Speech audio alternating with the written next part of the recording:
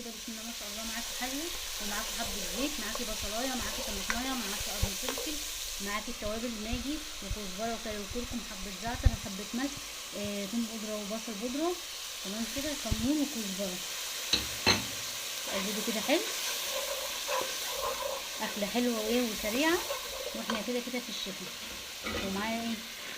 فول ماجي. طبعا هتجيبي تغسليه كويس وتعصري عليه ايه؟ ليمونيه كده حلوه كده، ليمونه، لان هو بياخد ليمون يا جماعه.